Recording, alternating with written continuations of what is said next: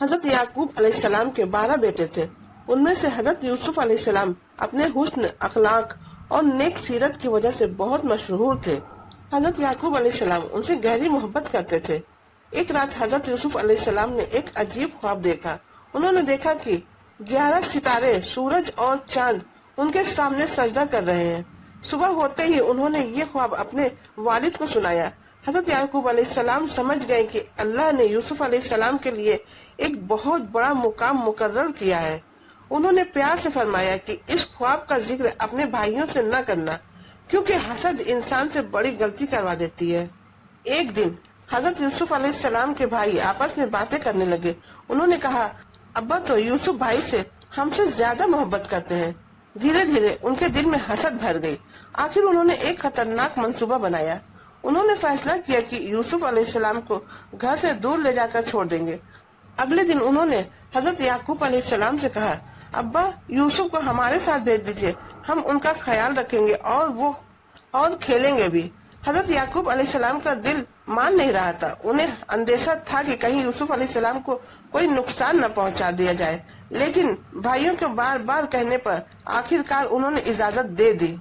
जब सब रेगिस्तान की तरफ पहुंच गए तो भाइयों ने अपना असली इरादा जाहिर कर दिया। उन्होंने हजरत यूसुफ अलैहिस्सलाम को पकड़ा और एक गहरे कुएं के पास ले गए। यूसुफ अलैहिस्सलाम अल्लाह पर भरोसा रखते रहे।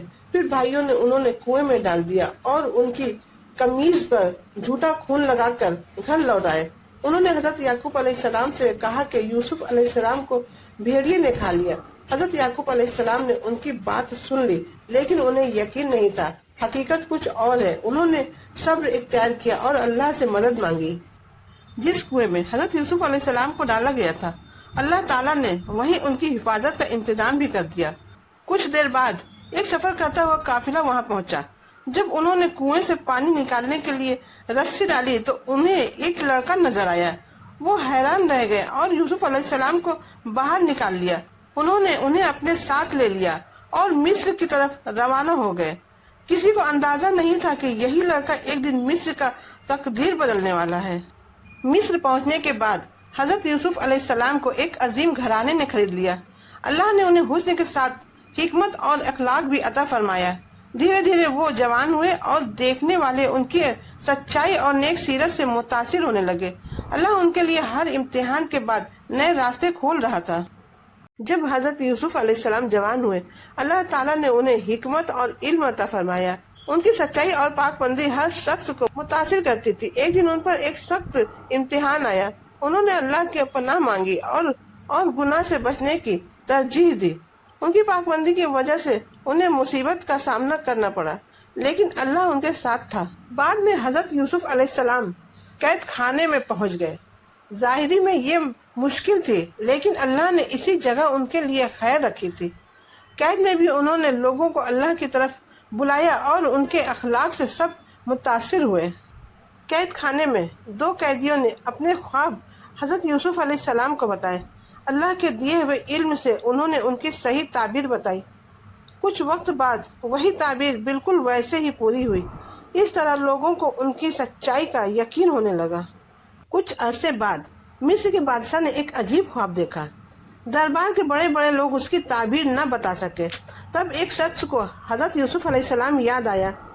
उन्हें कैद खाने से बुलाया गया। अल्लाह के दिए हुए इल्म से हजरत यूसुफ अलैहिस्सलाम ने ख्वाब की ताबीर बयान की और बताया कि कहत आने वाला है। साथ ही उसकी बेहतरीन हल भी बताया। बादशाह हजरत यूसुफ अलैहिस्सलाम की हिकमत और सच्चाई से बहुत मुतासिर हुआ। उन्हें इज्जत के साथ कैद से रिहा कर दिया और मुल्क के अनाज के खजानों की जिम्मेदारी भी दे दी गई। यूसुफ अलैहिस्सलाम ने इंसाफ और ईमानदारी के साथ जिम्मेदारी निभाई। कहत के दिनों में उनकी तकबीर की वजह से मिस्र और आसपास के लोगों को खाना मिलता रहा। जब कहत शुरू हुआ तो दूर दूर से लोग अनाज लेने मिस्र आने लगे।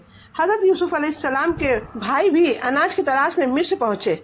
यूसुफ अलैहिस्सलाम ने उन्हें पहचान लिया, लेकिन उनके भाई उन्हें पहचान न सके। यूसुफ अलैहिस्सलाम ने उनके साथ इज्जत और करम का बर्ताव किया और उनसे उनके घर वालों के बारे में भी पूछा। जब भाई वापस जाने लगे तो हजरत यूसुफ अलैहिस्सलाम ने फरमाया, अगली बार अपने छोटे भाई को भी साथ लाना। घर पहुंचकर उन्होंने हजरत याकूब अलैहिस्सलाम को सारी बात बताई। शुरू में हजरत याकूब अलैहिस्सलाम ने हिचकिचाहट दिखाई, लेकिन आखिरकार अल्लाह पर भरोसा करते हुए बिन्यामीन को भेजने की इजाजत दे दी। अगली बार जब भाई बिन्यामीन के साथ मिस्र आए तो हजरत यूसुफ अलैहिस्सलाम बहुत खुश हुए। उन्होंने अपने भाई बिन्यामीन को तन्हा में अपनी हकीकत बता दी और तसल्ली दी कि अल्लाह की रहमत करीब है। अल्लाह की हिकमत से एक ऐसा वाकया पेश आया जिससे बिन्यामीन मिस्र में ही रुक गए। भाई परेशान हो गए और सोचने लगे कि अब वो अपनी वालिद को क्या जवाब देंगे। उन्हें अपनी पुरानी गलतियां याद आने लगी। भाई मायूस होकर दोबारा हजरत यूसुफ अलैहिस्सलाम के पास आए। उन्होंने अपनी मजबूरी बयान की।